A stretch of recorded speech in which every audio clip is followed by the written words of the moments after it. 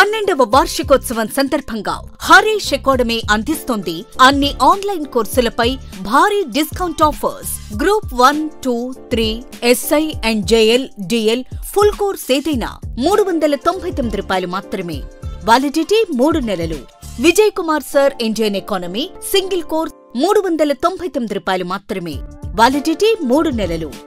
ఈ offer June 7 నుండి June 10 వరకు మాత్రమే. సులభంగా జాబ్ సాధించే విధంగా లెజెండరీ ఫ్యాకల్టీచే రూపొందించబడిన స్టాండర్డ్ ఆన్లైన్ క్లాసెస్. మరెందుకు ఆలస్యం? వెంటనే హరీష్ అకాడమీ యాప్ ని డౌన్లోడ్ చేసుకోండి, విజయం సాధించండి. Harish the best academy. Phone 8341116915.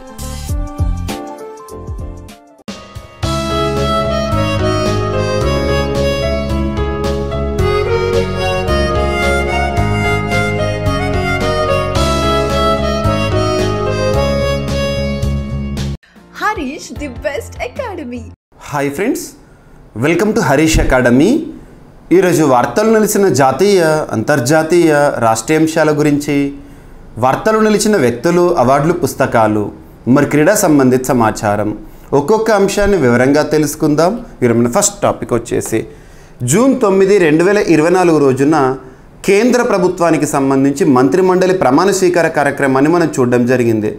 రాష్ట్రపతి సమక్షంలో జరిగిన ఈ కార్యక్రమానికి వివిధ దేశాధినేతలు కూడా హాజరయ్యారని చెప్పేసి నిన్నటి క్లాస్లో మనం డిస్కస్ చేసాం. సో నిన్నటి రోజున జూన్ 10, 2024 రోజున మంత్రిమండలికి సంబంధించి ప్రమాణ స్వీకారం చేసిన వ్యక్తులు ఎవరైతే ఉంటారో, మంత్రులు ఎవరైతే ఉంటారో వాళ్ళకి శాఖల కేటాయింపు అనే అంశం వార్తల్లోకి వచ్చింది. సో ఇక్కడ క్యాబినెట్ మినిస్టర్స్ 30 మంది వాళ్ళ పోర్ట్ఫోలియోస్ ఏ మంత్రిత్వ శాఖకి సంబంధించిన విధులు నిర్వర్తించబోతున్నారు. ఖచ్చితంగా రానున్న పోటీ పరీక్షలు దీనికి సంబంధించిన క్వశ్చన్స్ వచ్చే అవకాశాలు ఉంటాయి. సో ఇక్కడ బేసిక్ ఇన్ఫర్మేషన్, మనకు దేశంలోనే అత్యున్నత చట్టం రాజ్యాంగం. సో రాజ్యాంగంలోని 5వ భాగం 5th part of Indian constitution ఏం చెప్తుంది? కేంద్ర ప్రభుత్వం అనే టాపిక్ గురించి చెప్తుంది. అందులో కౌన్సిల్ ఆఫ్ మినిస్టర్స్, మంత్రిమండలి, కేంద్ర మంత్రిమండలికి సంబంధించి ఆర్టికల్ 74, 75, 77, 78 ఈ 4 ఆర్టికల్స్ గురించి కూడా మీకు ఆల్రెడీ సుపరిచితం, మీకు ఆల్రెడీ తెలిసి ఉంటుంది పాలిటీలో పాయింట్ ఆఫ్ వ్యూలో.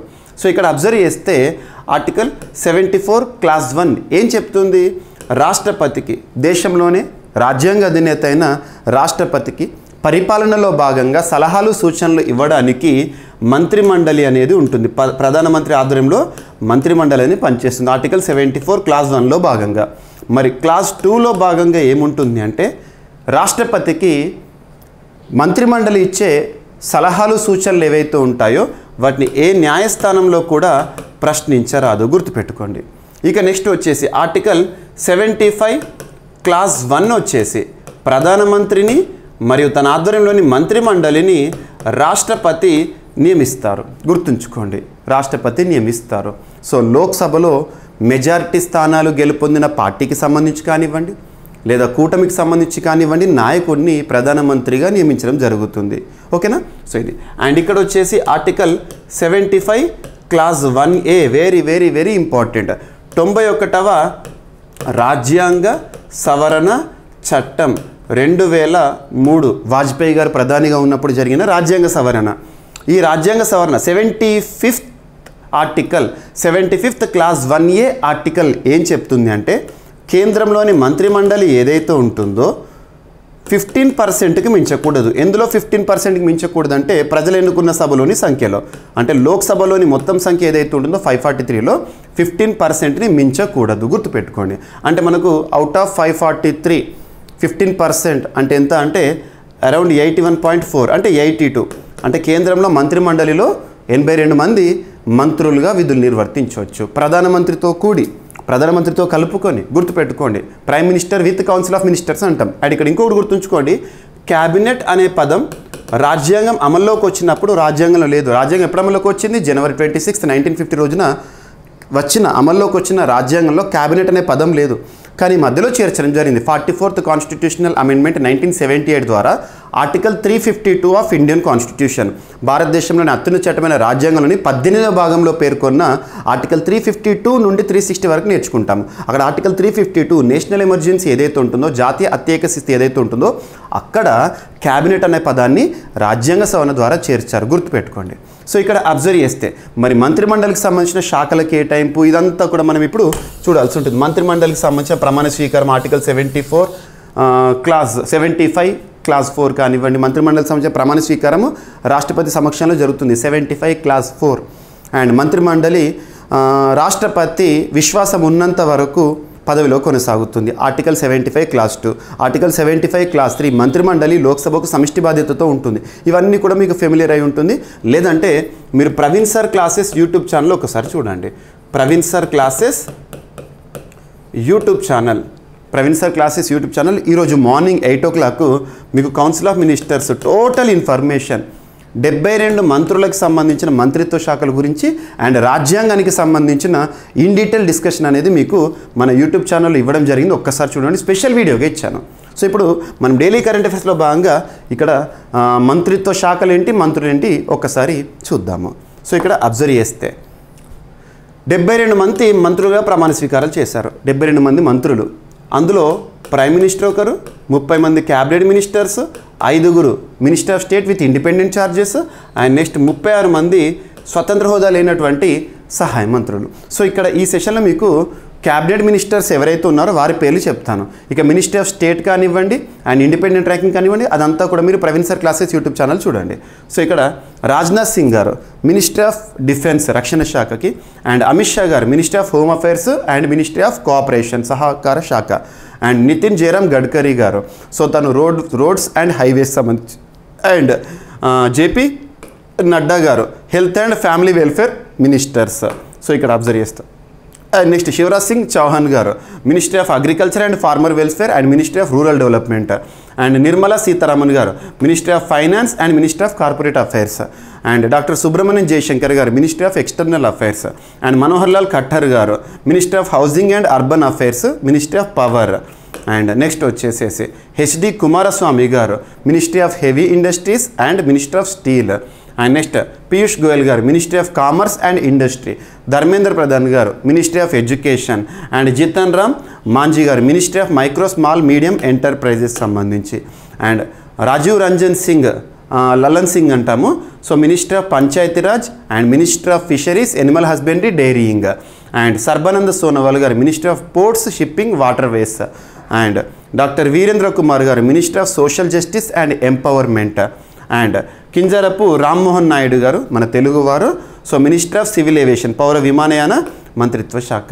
అండ్ ప్రహ్లాద్ జోషి గారు ministry of consumer affairs and food public distribution and ministry of new and renewable energy, and Jual Oram గారు ministry of tribal affairs, and Giriraj Singh గారు ministry of textiles, and Ashwini Kumar Vaishnaw గారు ministry of railways and ministry of IT and electronics, and Jyotiraditya Scindia గారు ministry of communications ministry of development of north eastern states, and Bhupender Yadav గారు ministry of environment forest and climate change, and Gajendra Singh Shekhawat గారు ministry of culture and tourism, and Annapurna Devi గారు ministry of women empowerment and ministry of women and child development మహిళా సాధికారత అంట కదా, and Kiran Rijiju గారు ministry of parliamentary affairs ministry of minority affairs, and Hardeep Singh Puri గారు ministry of petroleum and natural gas, and doctor Mansukh Mandaviya గారు ministry of labour employment and youth affairs and sports, and next వచ్చేసి జి కిషన్ రెడ్డి గారు ministry of coal and ministry of mines, and Chirag Paswan గారు ministry of food processing industries, and last CR Patil ministry of Jal Shakti కేంద్ర జలశక్తి మంత్రిత్వ శాఖకి సంబంధించి. So ఈ 30 మంది క్యాబినెట్ మినిస్టర్స్ పేర్లు అయితే ఖచ్చితంగా గుర్తుంచుకోండి. ఇక రిమైనింగ్ ఏదైతే ఉందో ఇదంతా కూడా మీరు ఒకసారి ఈరోజు నేను స్పెషల్ వీడియో ఏదైతే ఇచ్చానో ప్రవీణ్ సార్ క్లాసెస్ యూట్యూబ్ ఛానల్లో చూడండి, అండ్ మన వాట్సాప్ ఛానల్లో కూడా ఇమేజెస్ అన్నీ కూడా పోస్ట్ చేశాను నేను, ఓకేనా? సో చూడండి ఖచ్చితంగా. అండ్ నెక్స్ట్ వచ్చేసి ఇటీవల 18th లోక్సభ ఎలక్షన్స్తో పాటు 4 రాష్ట్రాల అసెంబ్లీలకు కూడా ఎన్నికలు జరిగినాయి. ఆంధ్రప్రదేశ్, ఒడిశా, సిక్కిం, అరుణాచల్ ప్రదేశ్ ఈ రాష్ట్రాల అసెంబ్లీ ఎన్నికలు కూడా మనం చూసాము.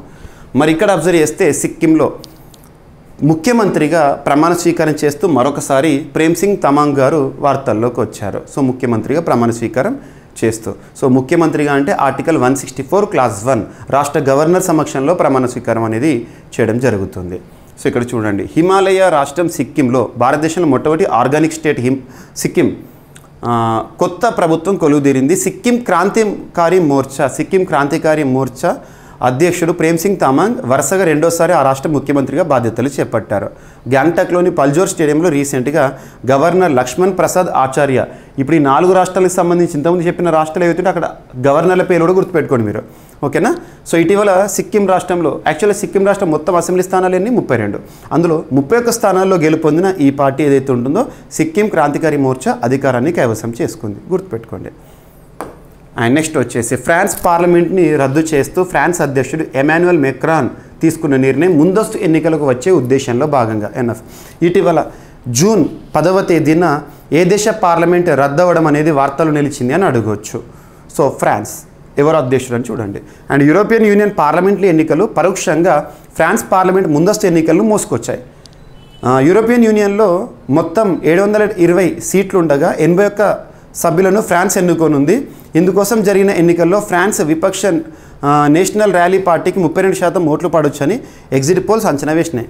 ఫ్రాన్స్ దేశాధ్యక్షుడు ఎమాన్యుయల్ మెక్రాన్కు చెందిన రెనిజన్స్ పార్టీకి కేవలం 15% ఓట్లు పడతాయని ఎగ్జిట్ పోల్స్ ప్రకటించాయి. నిజంగానే ఈ ధోరణి అలాగే కొనసాగితే 3 ఏళ్ల తర్వాత అంటే 2027లో జరగబోయే ఫ్రాన్స్ పార్లమెంట్ ఎన్నికల్లోని విపక్ష పార్టీ విజయం సాధించే ప్రమాదం ఉందని దేశాధ్యక్షుడు భావించారు. ఇందుకు బలం చేకూరుస్తూ ఆయన పార్లమెంట్ రద్దు చేస్తున్నట్లు ఆదివారం ప్రకటించారు. దీంతో 20 రోజుల్లో పార్లమెంట్ ఎన్నికలు జరగనున్నాయి. జూన్ 30న తొలి దశ, జూలై 7వ తేదీన రెండో దశ పోలింగ్ జరగనుంది. 3 ఏళ్ల తర్వాత నిర్వహిస్తే ఓడిపోతామని, ప్రజాదరణ తగ్గేలోపు ఇప్పుడు నిర్వహిస్తే రెనిజన్స్ పార్టీయే గెలుస్తుంది అంచనాతో ఆయన ఈ అనూహ్య నిర్ణయంతో ఫ్రాన్స్ పార్లమెంట్ని రద్దు చేయడం జరిగింది. అండ్ సో ప్రధానమంత్రి నరేంద్ర మోదీ గారు 3.0 మూడవసారి కన్సిక్యూటివ్గా ప్రధానమంత్రిగా ప్రమాణ స్వీకారం చేశారు. 2014 నుండి మనం నరేంద్ర మోదీ గారిని ప్రధానిగా చూస్తున్నాం. సో తొలి సంతకం అండ్ రెండవ సంతకం నిన్నటి రోజున జరిగింది.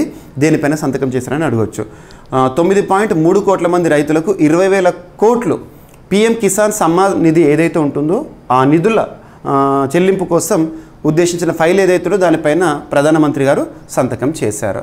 అధికారం కోసం సార్ ఇక్కడ అర్థం చేస్తే 140 మంది ఇండియన్స్ మద్దతు ఏదైతే ఉంటుందో అందులో భాగంగా భారత ప్రధాని ఇటీవల 17వ ఇన్స్టాల్మెంట్ కింద 20,000 కోట్లు రిలీజ్ చేశారు. తొలి సంతకం చేశారు కదా, 17వ ఇన్స్టాల్మెంట్ 17వ విడత ఈ PM కిసాన్ సమ్మాన్ నిధిలో భాగంగా 17th ఇన్స్టాల్మెంట్, అందుకోసం 20,000 కోట్లు రిలీజ్ చేశారు. 9.30 కోట్ల మంది రైతులకు ఇది లబ్ధి చేకూరుతుందంట. అండ్ ఇంకొకటి ఏంటంటే 3 కోట్ల ఇళ్ల నిర్మాణానికి క్యాబినెట్ ఆమోద ముద్ర వేసింది. నిన్న జరిగిన మొట్టమొదటి క్యాబినెట్ సమావేశంలో ఆమోద ముద్ర. దేశంలో మరొక 3 కోట్ల ఇళ్ల నిర్మాణానికి క్యాబినెట్ ఆమోదం. ప్రధానమంత్రిగా బాధ్యతలు చేపట్టిన నరేంద్ర మోదీ గారు సోమవారం సాయంత్రం తన మంత్రివర్గంతో సమావేశమయ్యారు. అండ్ లోక్ కళ్యాణ్ మార్గ్లోని మోదీ నివాసంలో జరిగిన భేటీలో ప్రధానమంత్రి ఆవాస్ యోజన కింద దేశవ్యాప్తంగా 3 కోట్ల ఇళ్లు నిర్మించాలని తీర్మానం చేయగా క్యాబినెట్ ఆమోదించింది. గత 10 ఏళ్లలో అర్హులైన పేద కుటుంబాలకు 4.21 కోట్ల ఇల్లు నిర్మించి ఇచ్చింది. కేంద్రంలో మోదీ సర్కార్ అధికారంలోకి వచ్చిన తర్వాత 2015-16లో ప్రధానమంత్రి ఆవాస్ యోజన స్కీమ్ను ప్రవేశపెట్టింది. ఈ పథకం కింద కేంద్ర ప్రభుత్వం అర్హులైన నిరుపేదలకు ఇల్లు నిర్మించడానికి ఆర్థిక సాయం అందిస్తూ వస్తోంది, గుర్తుంచుకోండి. అండ్ గర్భిణీల్లో కుంగుబాటును ముందే పసిగట్టే ఒక యాప్, టెక్నాలజీ రిలేటెడ్ ఇటువంటి యాప్స్ కానీ సైన్స్ అండ్ టెక్నాలజీ రిలేటెడ్ కానివ్వండి, IITs కానివ్వండి, వీటిపైన ప్రత్యేకంగా చూడండి. సో గర్భిణికి కాన్పు అయ్యేలోగా మానసిక కుంగుబాటు సమస్య తలెత్తుతుందా అన్నది ముందుగానే పసిగట్టే ఒక మొబైల్ యాప్ను శాస్త్రవేత్తలు అభివృద్ధి చేశారు. ఈ సమస్య ఉన్నవారిని గుర్తించి నివారణ చర్యలు చేపట్టడానికి వీలు కల్పిస్తుందని వారు పేర్కొంటున్నారు. అమెరికాలోని పిట్స్బర్గ్ విశ్వవిద్యాలయ శాస్త్రవేత్తలు ఈ పరిశోధన చేయడం జరిగిందంట. 3 నెలల గర్భంతో ఉన్న మహిళను సర్వే చేసిన పరిశోధకులు కుంగుబాటుకు సంబంధించిన కొన్ని ముప్పు అంశాలు గుర్తించి ఈ నిర్ణయం తీసుకోవడం జరిగిందంట. అండ్ నెక్స్ట్ పన్నుల వాటాలో రాష్ట్రాలకి కూడా వాటా ఉంటుంది. సో పన్నుల పంపిణీలో సో నిన్నటి రోజున జూన్ 10th రోజున ట్యాక్స్ డిజల్యూషన్లో భాగంగా మనం అబ్జర్వ్ చేస్తే జూన్ నెల సంబంధించి రాష్ట్రాల వాటా విడుదల చేసింది కేంద్ర ప్రభుత్వం. సో కేంద్రం పన్నుల్లో రాష్ట్రాలకు జూన్లో ఇవ్వాల్సిన వాటాను విడుదలకు సంబంధించి ఆర్థిక శాఖ సోమవారం ఆమోద ముద్ర వేసింది. జూన్లో ఇచ్చే వాటాతో పాటు ఇక అదనపు వాయిదా సొమ్మును కూడా విడుదల చేయబోతోంది. ఈ రెండూ కలిపి 1.39 లక్షల కోట్లని తెలిపింది. ఏప్రిల్ నుంచి జూన్ 10 వరకు రాష్ట్రాలకు చెల్లించిన మొత్తం సొమ్ము 2,79,500 కోట్లు అని వివరించారు. సో ఇందులో ఆంధ్రప్రదేశ్ వాటా ఎంత? 5,655.72. అండ్ తెలంగాణ వాటా వచ్చేసి 2,937.58 కోట్ల రూపాయలు. గుర్తుపెట్టుకోండి, మన తెలుగు రాష్ట్రాలకు సంబంధించిన నంబర్ గుర్తుపెట్టుకోండి, సరిపోతుంది. మీకు ఎకానమీ కరెంట్ అఫైర్స్లో బాగా ఇంపార్టెంట్. అండ్ నెక్స్ట్ వచ్చేసి ఇటీవల ఫార్ములా 1 స్పీడ్ కార్ రేసింగ్ తరచూ వార్తల్లోకి వస్తుంది. ఫార్ములా 1 అనగానే మ్యాక్స్ వెర్స్టాపెన్ గురించి మనం చూస్తున్నాం. వరుసగా ప్రస్తుతం ప్రపంచ ఛాంపియన్గా కూడా తనే ఉన్నారు.